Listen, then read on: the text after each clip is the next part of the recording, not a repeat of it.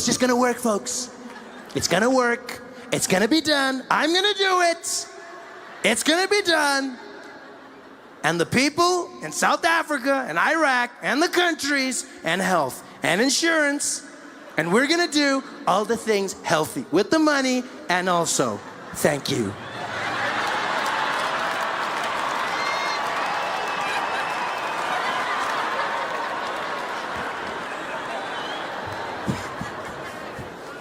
Donald Trump is losing his mind, saying the craziest things. We're gonna build a wall, and Mexico's gonna pay for it. I love how Mexico's like, we ain't paying for shit, man. We might build your wall, but we ain't paying for it, man. Stupid. Donald Trump's just doing his own thing. Everything seems to be going wrong for him. Now he's getting ready to start a war, launch a nuclear weapon. North Korea, they will know fire and fury. Fury and fire. Fast and furious. Tokyo Drift. Like no one's ever seen. This guy's gonna blow up the world, people. He's not having a good time. So I correct people all the time. I go, look, man, say what you want about Jacob Zuma. He knows his policy.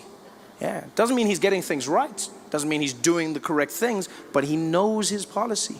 You can't say they're the same, you know? And say what you want about Jacob Zuma, but he knows how to handle his ladies. Yeah, he doesn't have any problems there. Donald Trump, walking around in public, his wife smacking his hand away. Pa! In public. Do you know how embarrassing that was? Donald Trump was there trying to hold Melania's hand. She just slapped it away. He tried to grab it and she, pa! And then the second time, tried to grab it and she just did like a little thing.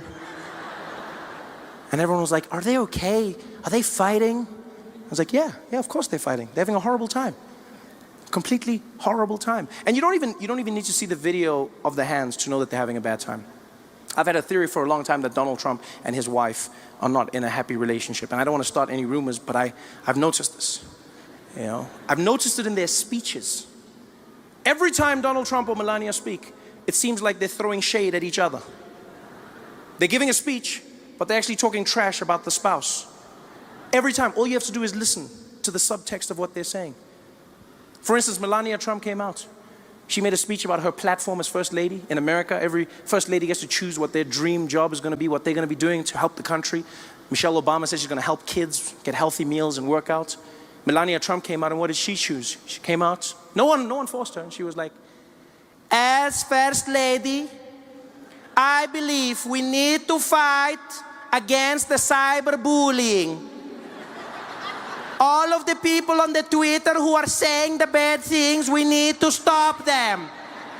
We need to make sure that they cannot carry on what they're doing. I was like, do you know your husband, lady? And now I realized she was doing it on purpose. They were having a fight. Yeah. She probably got home that night, dropped her keys on the table. Donald Trump was sitting in the living room, turned on the lights. Hi, Melania.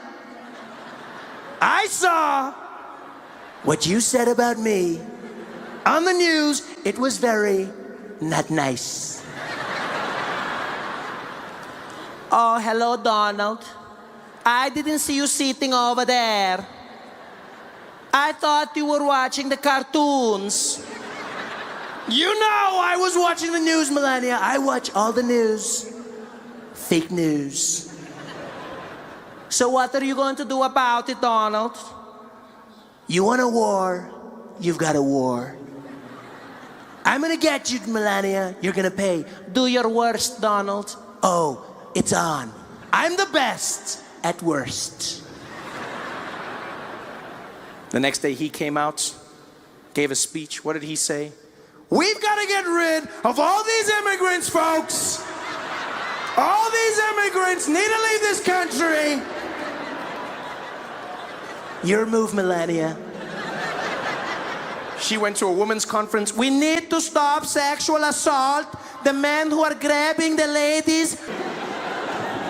And so Velasquez walks down towards where I'm standing with my agents. My guy tries to apologize, says, I don't know what's going on. I silenced him with one move of his hand. He's like, no, I go. And he stepped up, he looked me in the eye, and he's like, sir, you got to stand for side and not give God for that, okay? Don't touch nothing on the movie, okay? None of that. And I didn't know what he was saying. But I knew what he meant. And so I stood there, I raised my arms. And as I did, he whipped out his wand. And he started using it all over me. And as soon as he did, I knew why he was who he was. It was the most magical thing I've ever come across in my life.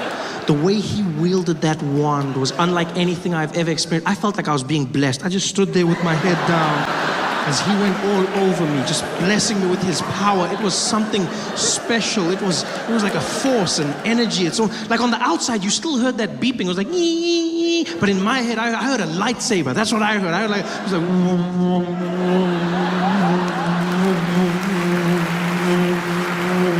because he was to me, a little Mexican Jedi. In fact, that's exactly what he was. He was my Mexican Jedi. Which, by the way, I feel would be a welcome addition to the Star Wars franchise. No, I'm a big fan. I'm a huge fan of Star Wars. I love Star Wars. I was super excited when I found out they'd be making another one. I was losing my mind. I went back, watched all the movies, and I came to realize that there's no Mexican Jedis, not even one. There's no Mexican Jedis. Which is weird.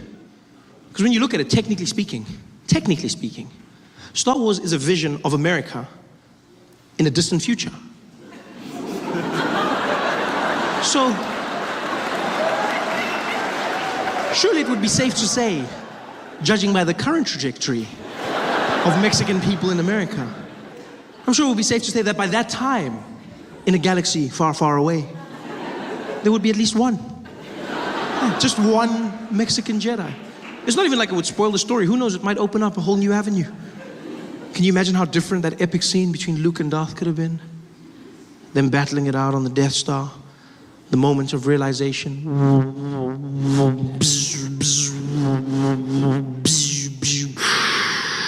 Luke.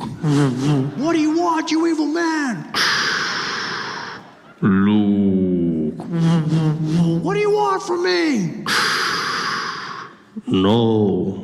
Luke, man. Luke.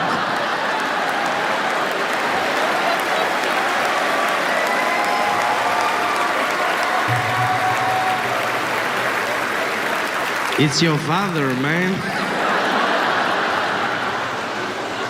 But the pilots are calm, they cool, you know, you get into the air, they start making useless announcements that you don't even care about, you know, just to give you that feeling that he knows what he's doing. You get up there, as the seatbelt lights go off, boom. Ladies and gentlemen, as you may have noticed, we've reached our cruising altitude. Currently sitting at 23,000 feet above sea level, cruising at about 720 kilometers an hour in this Boeing 737, one of our favorite planes in the Starflight Alliance fleet. It's a beautiful sunny day up here. We might encounter a few bumps, but nothing too hectic. The cabin crew will be taking care of you. In the front, we've got Esmeralda and Jonathan. In the rear, Simon, Dupitseng, and Ferrer. I'll be taking care of you. And if you need anything, don't hesitate to call. I'll let you know once we've begun our descent. Until then, please, calm. Always monotone. Always come over that system. She sits in a room quietly. They bring her the pages one by one. You can be in Heathrow, for instance. You'll hear that woman come on the system. Doom, doom. Attention all passengers. Please note this is an airport announcement. No passengers are permitted to leave any items unattended, as this may be seen as a security risk. Any unattended luggage will be removed by security and destroyed. Thank you. Dun, dun. Everywhere in the world, even if you go to like non-English speaking countries, they still conform to that norm. You know, you go to places like China where you wouldn't expect it, you know? You think, I see some of you probably think they'll be like, oh, don't even laugh, that's racist, don't even laugh. No, that's racist, you don't even laugh. But they're not. They calm. It's a woman, still the same. It's just another language. She'll come on the piano and be like, dum dum. 才个是东西，从早考起学的，跑过一学的，不离其实爱为他过一去，从早考的一次，谢谢你，咚咚。 And you know they've conformed.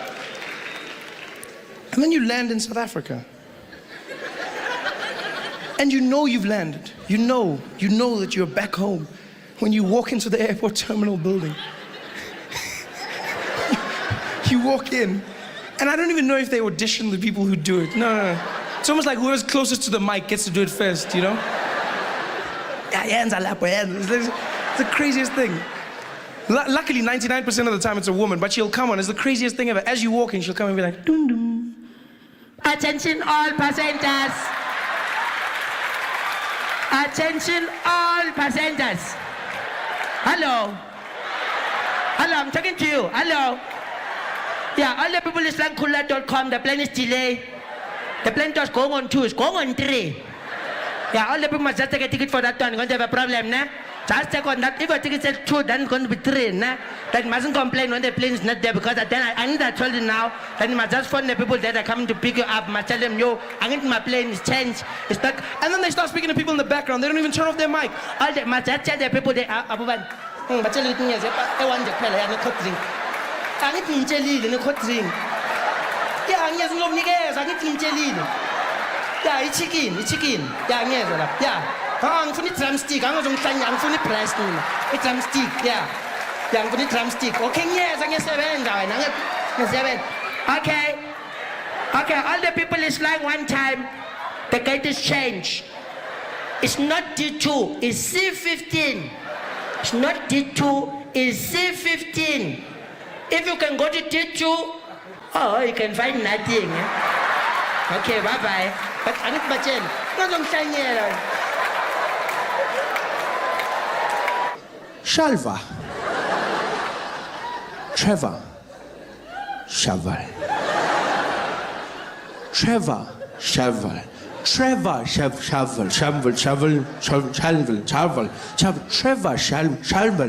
Trevor. And now my friend who was irritated, he just leans over me and he's like, hey, Papa, get Trevor. He's like, oh, Trevor. Why you don't talk properly? And then I understood. I finally understood what white people have been trying to do. I see, you're trying to communicate more effectively. You're trying to engage somebody, but understand this. When speaking to somebody in an accent, the number one rule to understand is an accent is not a measurement of intelligence, right? An accent is just somebody speaking your language with the rules of theirs. That's all an accent is. So don't speak down to them. Don't patronize them. Speak to them the way you would to yourself. Just try and learn their accent. That's all it is. It's just another accent. Yeah. And I learn them. I spend all my time learning accents. I try. I love it. I learn in restaurants. That's a safe place to start. You know, you learn, you read off the menu, you try and pronounce the words correctly. I was inspired by French restaurants, funny enough. Whenever I'd go to a French restaurant, I was always fascinated by the fact that people would order food in a French accent. I never understood why. Because they don't do it in any other restaurants. Only in French restaurants do people walk in and then change their accent when they order. They come in talking normally. Yeah, you know, it's a wonderful thing. You're really going to enjoy it. It's so beautiful. Yeah, stunning. You have to have, oh, the dessert. Oh, good evening. How are you, sir? Yes, I will have a bottle of water for the table, please. And let's start off with, could we get the Sauvignon Blanc, please? Yes, and you know, we definitely for mains going to have the filet mignon. And for dessert, we're going to go with the crème brûlée. Thank you very much. Thank you. Oh, you're going to love it. Like, why are you doing that? I never understood. I was like, why? Because it's not like the French are going to return the favor. There's no French people sitting in our restaurants in South Africa looking at the menu like, so for the table, we can order some starter portion with share something? No? Okay. Could we please have one serving of the boerewors?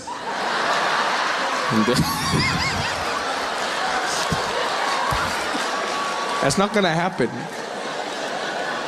Hey guys, thanks for watching. Make sure to subscribe to my channel so you can win cool prizes. And by prizes, I mean surprise. There's no prizes. It's a free YouTube video, you greedy. Just click the video, man. Why you want...